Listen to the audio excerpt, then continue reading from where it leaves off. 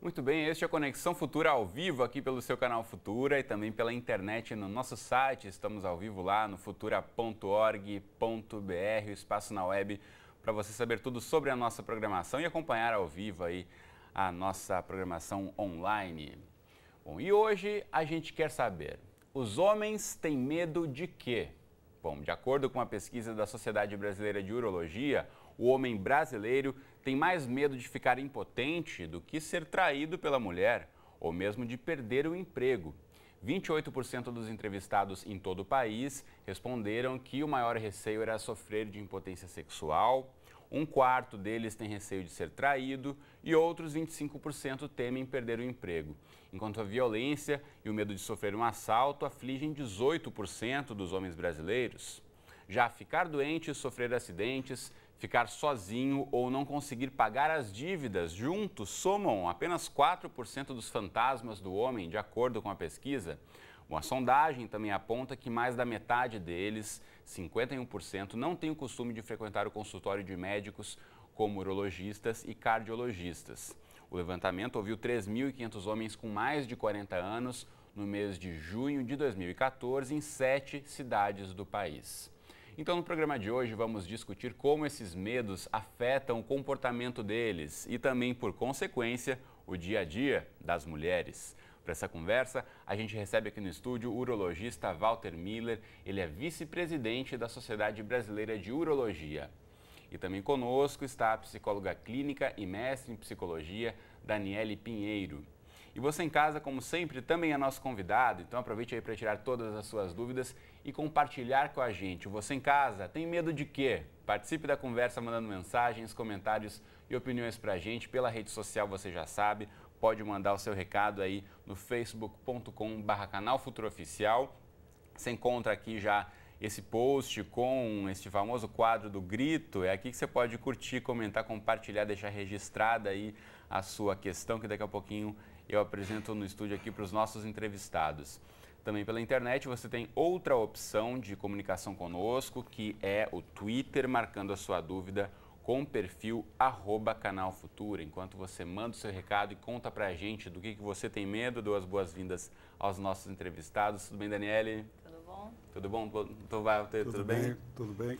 Bom, eu comecei falando aqui sobre os dados da pesquisa e aponta aí que o principal medo, em média, né? Depois a gente fala um pouquinho sobre as diferenças regionais, que são bem grandes em algumas das áreas, mas na média o homem brasileiro tem mais medo da impotência sexual do que de outras coisas como, né, perder o emprego, do que ser traído, mas ao mesmo tempo mais da metade dos homens admitem que não vão com frequência ao médico. Então, eles têm medo de um problema de saúde, mas não vão ao médico. Como é que a gente consegue entender a mente desses pacientes todos, desses homens brasileiros, doutor Walter? Isso é um paradoxo, né? Você ter medo de adoecer e, ao mesmo tempo, não procurar o médico. Quer dizer, não procurar ajuda.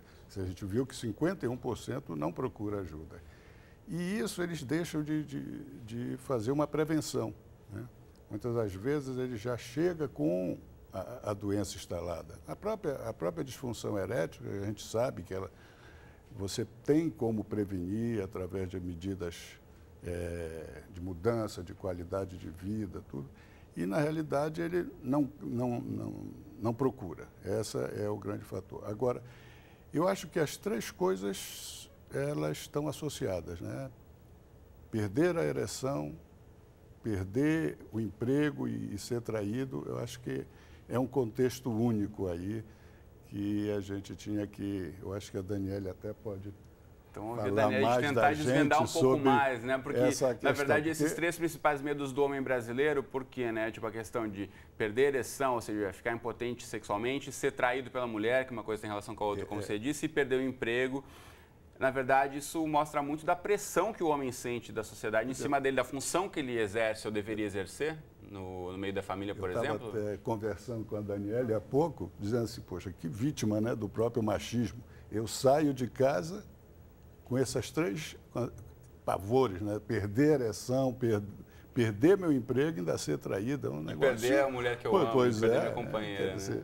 Então, como entender essa pressão toda? De onde é que vem a origem de toda essa pressão, Daniele? Então, a gente vive uma sociedade patriarcal, né? Onde O homem ocupa esse lugar de poder, de força, ele tem que estar presente de qualquer forma, né? Ele não pode falhar em âmbito nenhum da sua vida. Ganhar menos que a esposa é uma questão, né? As pessoas colocam isso. Onde ele ocupa esse lugar, né? Como ele vai estar lidando com esse corpo, que aí o corpo encontra com a fragilidade. Nosso corpo nos coloca limite, né? A gente tem uma questão, eu não consigo chegar, né, em 1 minuto lá na sala, né, do lado. Eu tenho esse intervalo de tempo, porque meu corpo me coloca esse limite. E aí, quando eu vou para o médico, ele está deparando, e agora? O que eu faço com esse corpo que eu não tenho controle? Aí, quando vem a doença, mais frágil eu me dou, né? Mais frágil eu me encontro.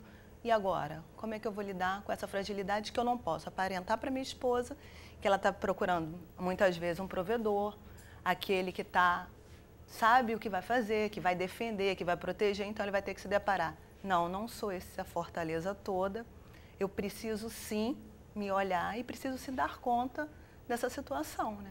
Então, pelo que você está dizendo, muitas vezes a mulher também coloca muita pressão no homem, por isso ele se coloca nessa posição de ele tem que ser o super-homem, ele tem que ser a fortaleza, mas se ele não vê na companheira também um espaço onde ele possa ali conversar, alguém que ele possa trocar e que vai poder aguentar um pouco essa barra, que ele possa dividir, acho que isso é fundamental para o homem ter essa segurança de poder se abrir com alguém, né? Sim, eu diria assim, socialmente a gente demanda isso, né?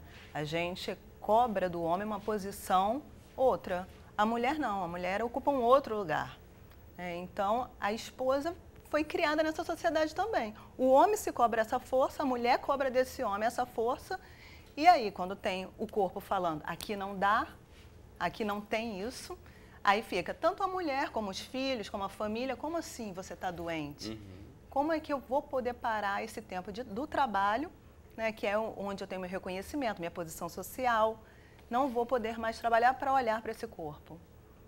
Bom, tem esses dados que eu falei no comecinho do programa que eu vou repetir aqui, que a pesquisa revelou, ouvindo esses 3.500 homens com mais de 40 anos no último mês de junho, em 7 cidades do Brasil, que 51% deles admitem que não vão ao médico urologista, nem especialistas como cardiologista, que também é uma área de saúde bem sensível para os homens com mais de 40 anos, e 14% passaram por uma consulta há mais de um ano, ou seja, 14% há mais de um ano não vai ao médico, e 6% estiveram no consultório há mais de 2 anos.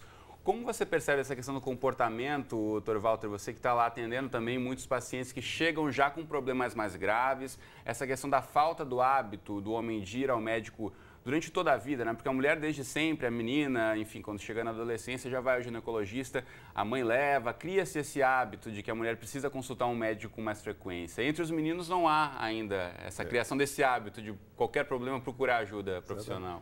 É uma questão puramente cultural, né? Quer dizer, a menina, eu acho que no momento que... Eu acho que há um marco ali. No momento que ela tem a primeira menstruação e ela começa a ter algumas alterações, ela começa a ser levada pela mãe e daí em diante ela continua fazendo seus exames e tal. No homem não tem isso, né? E para reforçar o que a Daniele falou, desde criança, todo o social cria ele para ser um super-homem, né? Cria ele para não adoecer, para não... Quer dizer, ele vai culturalmente... E muitas das patologias que ele tem medo de ter, quer dizer, muitas vezes são assintomáticas, elas surgem de repente. Por exemplo, ele não vai ao cardiologista, mas o infarto muitas vezes ele já é fulminante, ele não dá sintoma antes, né? Então ele não procura, mas provavelmente ele deve procurar quando ele tem uma dor de estômago muito forte, mas ele não procura. E ao não procurar, você vê uma coisa, ele não procurar o cardiologista e o urologista. O que é que nós estamos falando disso? A gente sabe hoje que a disfunção erétil pode ser um primeiro sintoma de um problema de uma cardiopatia. Quer dizer, Isso é importante ressaltar, né? Então, um problema de uma disfunção sexual pode ser um marcador de um problema mais grave do sistema circulatório mais para frente. Então, uma primeira experiência é bom já procurar um especialista. Já existe algum consenso que diz, se você tem uma disfunção erétil, você é um cardiopata. Porque, na realidade, a disfunção erétil, falando na questão só orgânica, ela é uma doença de todos os vasos, né? vasos de extremidade de menores calibres, como o do pênis, vão se manifestar mais cedo. Mas você provavelmente já tem uma disfunção da tua coronária também, entendeu? Então, isso é importante, quer dizer, não pensar só que aquela disfunção, porque ele só procura quando está com disfunção erétil, aí ele procura, sem auxílio da esposa. Porque para consultar sobre a próstata e tal, ou ele vem trazido pela esposa, ou a filha o mandou lá. Mas ele nunca, 90% dos casos é assim. Ele mesmo relata. Aproveitando o que você está fazendo aqui? Eu disse, eu não sei o que estou fazendo aqui, mas minha mulher me mandou vir aqui. Minha mulher me mandou vir aqui. É importante a gente ressaltar também a recomendação do Ministério da Saúde, da OMS também, a partir de qual idade, já que a gente abriu um parênteses para falar de próstata aqui, a partir de qual idade o homem deve procurar regularmente uma vez por ano o urologista? Se você tiver um fator de risco, ou seja, se seu pai teve câncer de próstata, né, ou um tio, uma coisa direta, é melhor que você procure isso depois dos 40 anos. Se você não tem esse fator de risco, depois dos 45, 50 anos é o ideal. Muito bem. Bom, eu estava falando aqui antes também sobre as diferenças em cada parte do país, dar outros dados aqui, sobre a questão do medo da impotência, é o principal medo entre cariocas e gaúchos. 56% dos homens com mais de 40 anos no Rio Grande do Sul e no Rio de Janeiro têm medo da impotência. E lá em Salvador já o principal medo é o de ser traído, 42% dos baianos aí têm medo da traição. Em Goiânia também o principal medo é a infidelidade. Já em Brasília, fica na média ali nacional, 28% empatado, perder a ereção e ser traídos, acreditam que é tão ruim quanto uma coisa quanto a outra. Já em São Paulo, curiosamente, não é nem infidelidade e nem impotência. O principal medo do paulistano é a violência. Os paulistanos temem assaltos e serem vítimas de violência, 28% deles. E a impotência vem depois aí em 23%. Já em Minas, completamente diferente, o principal medo do mineiro é perder o emprego, 48% deles.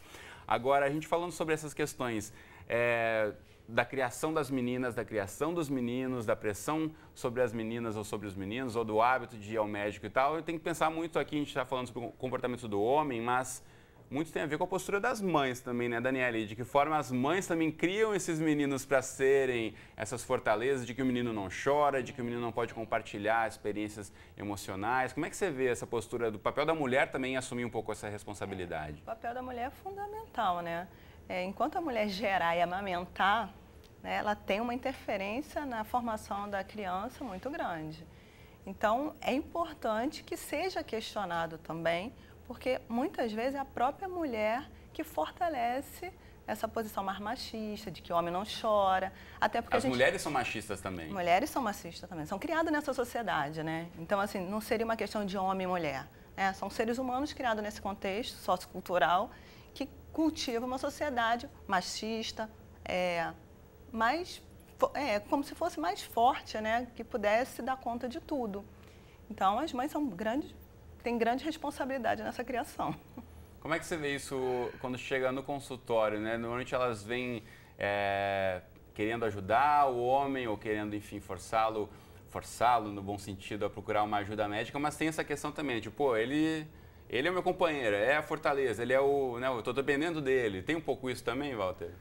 Eu acho que as mulheres, principalmente as que chegam com o consultório com o marido, elas chegam bem tranquilas. Elas chegam no sentido de ajudar mesmo, eu acho que, talvez pela faixa etária também, né? Que é um pouco mais alta, faixa etária. Mas elas chegam sempre e é muito bom que elas cheguem, porque eu acho que uma grande percentagem de doenças são salvas em nós homens por causa dessas atitudes da mulher. Entendeu? Eu acho que a mulher faz ainda esse papel importante. Eu acho que o homem ainda é muito dependente nesse aspecto, até de procurar o próprio médico, né? Talvez essa questão da masculinidade, um grande problema ainda existe, o tabu do toque retal no homem, né? Então, ele não procura até para não evitar esse tipo de exame que para ele ainda é um constrangimento, tal, que não essa rola questão. muita piada no círculo exatamente, de amigos, fica aquele momento de constrangimento, quando às vezes vai ele no mesmo neurologista. relata lá, disse assim, pois é, eu disse que vim aqui hoje e os amigos estão me esperando na roda do chopp para ver se eu gostei ou não, tá? É assim. E assim se perpetua, de certa forma, o machismo e o preconceito e esses estigmas todos em relação à saúde. Agora, a gente está pedindo para você de casa mandar pela internet aí, contando para a gente qual é o seu principal medo. Então, aproveite, mande pelo Twitter, pelo Facebook, a sua contribuição. Já chegou para a gente aqui o Missinho lá da Bahia. Conta aqui que ele discorda do dado aqui da maioria dos baianos que tem o medo principal, que é ser traído. Para o Missinho, o principal medo é a violência. Diz que tem muito medo de ser assaltado, Salvador está muito violento. E também fala que admite que vai muito pouco ao médico. Inclusive está se recuperando de uma cirurgia, então boas melhoras para você e vamos ver se, a partir dessa discussão aqui a gente consegue provocar uma reflexão não só no Missinho, mas em tantos homens que estão assistindo a gente também, de procurar um pouco mais, o médico, cuidar um pouco mais da saúde, não esperar aquele problema ficar um pouco mais grave, que possa ser revertido antes. Já a Juliana Gomes, pelo Facebook, fala aqui que o homem tem medo de perder a mulher por falta de ereção e acabar sendo traído. Ou seja, o que a gente falava no comecinho, uma coisa tem a ver com a outra. E o desemprego também fere o orgulho, porque sem dinheiro ele não consegue pagar as contas.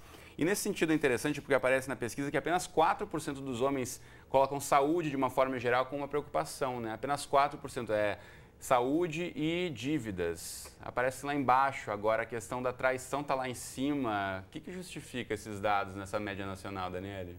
Pois é, a traição lá em cima, A traição é você colocar você frágil, A tua potência vai... Por que eu sou traído? Que eu não sou digna. É você admitir uma fragilidade. É, você admitir que, assim, a pessoa me escolheu outra pessoa em vez de mim, ela está desvalorizando quem eu sou. E isso aí está tudo incluso, Porque tudo isso que você está falando, tudo é potência, tudo isso aí é força. É como se você não sou homem o suficiente para minha companheira. Emprego, violência. O que é violência? É você o que é ser assaltado? Quem nunca foi assaltado por qualquer tempo, por pivete, por crianças menores, você se sente totalmente fragilizado. Você sente que você é vulnerável. Então, assim, a gente está falando disso. Resumindo, impotência do ser humano, que nós somos perante a vida, perante a natureza, os fenômenos naturais. E aí a gente tem que fazer o quê? Lidar com isso. Como? Boa pergunta. Porque, como assim, se lida com essa sensação de impotência geral? Então, frente à questão do medo de perder o emprego, o medo de falhar na hora do ato sexual, ou medo de ser traído, medo da violência, como é que se faz? Voltar um pouquinho assim, que a gente vive numa sociedade capitalista, onde o capital, essa questão do consumo, ela vem reforçar a minha potência. Eu posso ter um celular caro, eu posso ter um carro, E isso eu vou tamponando a minha fragilidade enquanto ser humano. Para lidar com isso, a gente precisa, uma palavra bem de psicólogo, é se conhecer. E se conhecer não é se conhecer a partir do outro. Não é o teu olhar que vai dizer como eu estou. Como é que é aquilo para mim? Quando trouxe assim, as mulheres, elas estão mais presentes, são cuidadoras, As mulheres são cuidadoras. Então, assim, eu já vi trabalhos que os homens, quando caem doentes, as companheiras ficam junto. O que não acontece é o contrário.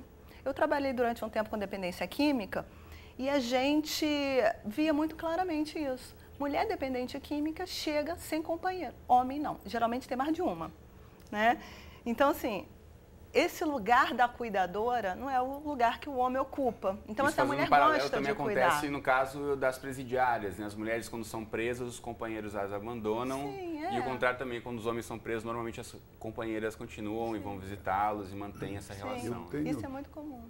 Eu tenho um dado importante para reforçar isso que a Daniele falou. E eu lido muito com paraplégico, tetraplégico, por causa das bexigas neurogênicas, que é o principal fator complicador desse paciente, e você observa o seguinte, se é o homem que fica paraplégico, o abandono pela mulher é muito pequeno. Mas, ao contrário, é quase certo. Quer dizer, então, reforçando esse papel de cuidadora. Essa barra de terem que ser os provedores e cuidadores. E reforçando também uma coisa... será que a mulher exige tanta essa potência que o homem quer ter? Porque se ela exigisse, ela também largaria o homem na mesma situação que o homem larga a mulher que tem um trauma raquimedular. Né? É uma boa reflexão.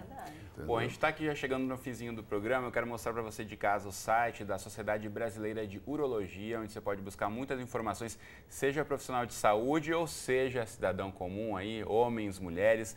Procurem, eu vou colocar aqui na tela para você poder acessar, sbu.org.br.